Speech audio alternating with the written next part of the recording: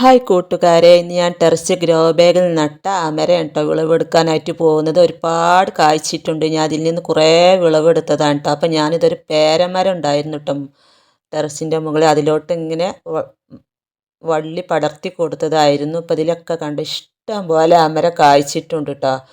ഒരു വള്ളി തന്നെ ഉണ്ടായാൽ ഇഷ്ടം പോലെ അമര നമുക്ക് അതിൽ നിന്ന് വിളവെടുക്കാം. അപ്പം ഈ അമരയുടെ വിത്ത് പാകുന്നതും അതിൻ്റെ പൊട്ടി മിക്സും അത് നടുന്നതൊക്കെ ഞാൻ മുമ്പുള്ള വീഡിയോയിൽ ഇട്ടിട്ടുണ്ട്. കാണാത്തവരുണ്ടെങ്കിൽ അതൊക്കെ ഒന്ന് കണ്ടു നോക്കുക. വലിയ പരിചരണത്തിൻ്റെ ഒന്നും ആവശ്യമില്ല. നല്ല രീതിയിൽ തന്നെ 2 നേരമൊക്കെ നനച്ച് കൊടുക്കുക. എന്തെങ്കിലുമൊക്കെ ജൈവ വളങ്ങൾ ഓരോ 10 ദിവസം കൂടുമ്പോൾ ചെറുതായിട്ടൊക്കെ ഒന്ന് ഇട്ട് കൊടുത്ത് കഴിഞ്ഞാൽ നമുക്ക് ഇഷ്ടം പോലെ ഇതിൽ നിന്ന് അമര വിളവെടുക്കാനായിട്ട് സാധിക്കും.